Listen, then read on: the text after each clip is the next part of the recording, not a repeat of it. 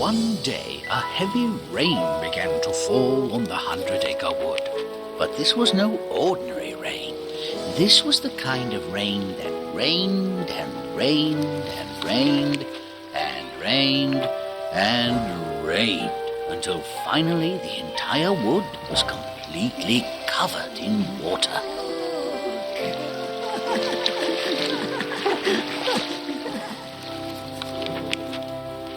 The rain continued for quite some time, until finally the rain stopped, and everything was dry once again. Well, almost everything. For as it happened that morning, Rabbit woke up to find that his house, which was under the ground, was flooded. Huh? What? Oh, no! Oh, my goodness gracious! Oh, my! Rabbit closed his house up and decided to... what will you do, Rabbit? Well, I can't stay here, can I? I'll just have to find somewhere else to stay for a few days until my house dries out. Preferably with someone who's quiet and neat. Just then, Tigger came bouncing along. Hey there, old fluffy tail. Oh, what's with the sign? Well, Tigger, the sign says closed due to flood. Because my house has been, well, flooded. Gasp! Flooded? You mean with water? You poor bunny.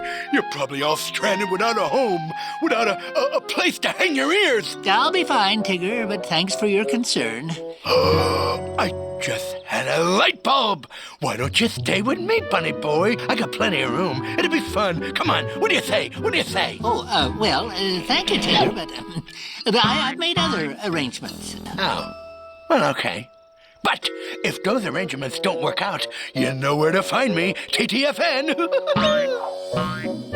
Other arrangements, Rabbit? Oh, I know I don't have any yet, but I just know that staying with Tigger won't work at all. We're too different. Now, let me see. Who would be nice to stay with? Oh, I know, Piglet. Oh, he's polite and quiet. He'll be perfect. Unfortunately, it seems Piglet already had a house guest, Pooh, who had left his windows open during the storm. Yes, very smart of Piglet to close his windows, wasn't it? Why, thank you, Pooh. Of course, you're welcome to stay as well, Rabbit. Oh, well, thanks anyway, Piglet, but three's a crowd.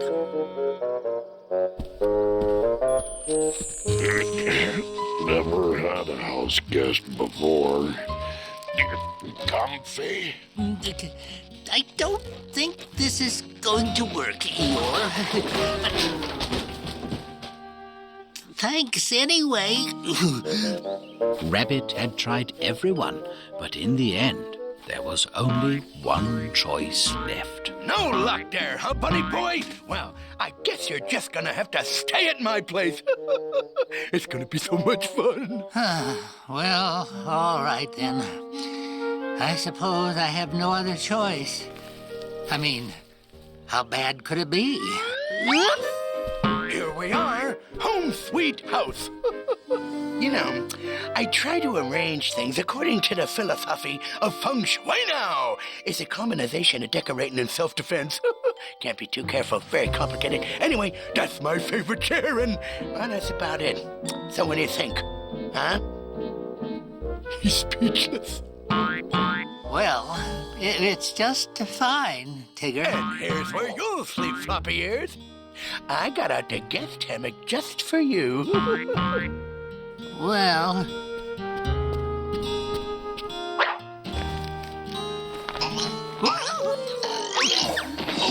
Oh, forgot to tell you.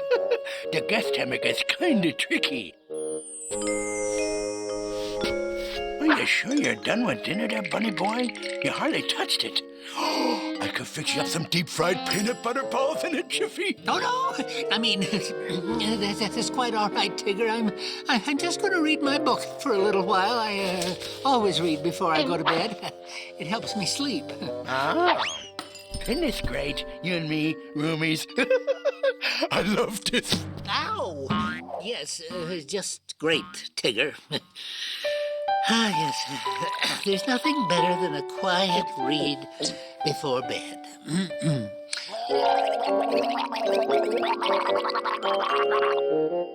What on earth is that noise? Oh, good grief! Tigger!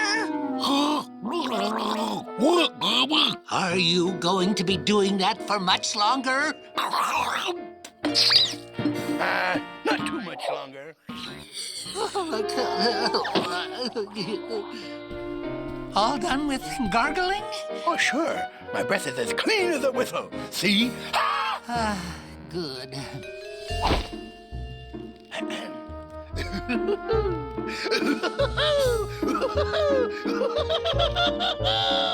What are you doing, Tigger? I'm practicing my laugh, of course. I do it every night.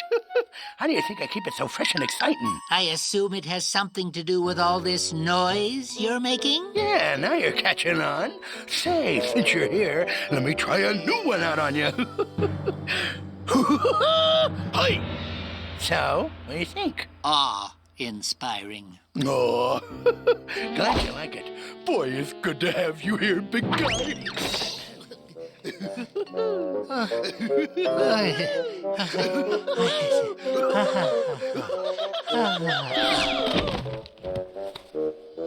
And the 3, and the 4, and the 5, and the 4, and the 5, and the 6, 1, and What are you doing now, Tigger? and the hope. Well, my bouncing exercises. I do them every night. And 11, and But you're missing the numbers. 8, and 19, and 23. Well, I don't have time for all of them tonight, so I'm skipping some. And next one. And I can't take it anymore, Tigger. And we go. Stop! And then it's Stop! probably around 30. Stop! And what? What is it? What is it? Oh, dear me. I knew this wouldn't work. I knew I couldn't stay here with you. Me? What are you talking about? You drive a hare to wit's end. I don't think that you comprehend. What? With your bouncing and bumping and jumping and thumping, you're pushing me off the deep end. Me? I want some peace and some quiet, but you're practically causing a riot. There's rules and decorum, but you just ignore them. I must make you understand that it's preposterous to begin with. How impossible you are to live with. come on. The daily rigors of rabbits and tigers are different as night and day. I think your head must be made of granite. You're the worst roommate on the planet. You deserve a plaque. Just accept the fact you're impossible to live with. Is that so, Mr. Expert on all things having to do with everybody else? I simply have to protest. I'm the host and you are the guest. Your constant complaining is not entertaining. In fact, you're somewhat of a pest. A pest? Your fussiness is extreme. You've disrupted my nightly routine. My home is my castle. I don't need to hassle. You're altogether too stressed. Me stressed? Yes, it's preposterous to begin with. How impossible you are to live with. The personal habits of tigers and rabbits are different as night and day. And have you ever thought to consider that you're one persnickety critter? So you gotta relax and accept the facts you're impossible to live with. Well, I never thought. I mean, I suppose I do like things my way. Have I been ungrateful, Tigger? Well, maybe a little, but that's okay. I know my laughing exercises can be a little disruptificating. Sorry, Rah-Rah. It seems preposterous to begin with. How impossible we are to live with. When tigers and rabbits try to cohabit, their tempers get carried away. But when we work together as friends, We can argue and then make amends. though we disagree, we can plainly see we're not impossible to live with. Nuts. Oh, my goodness. Well, I guess I never saw your side of things before. Oh, you're not so bad, buddy boy. You're not so bad either, Tigger, and you have been a good friend to let me stay. Oh, yeah. And from the looks of it, you're going to be staying for a while. Oh, no. Is it raining again? Well, there must be some way we can make this work. Well, I don't see how, though. You like to read and be all quiet, and I can't go to bed until I jumped all over the place and made a bunch of noise. You know, Tigger, you just gave me an idea.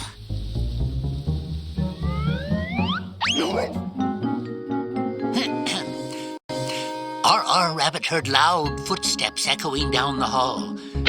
Who could it be, he wondered. Just then, there came a knock at the door. Hey, this is fun. Keep on reading. Keep on. R.R. leaped to his feet.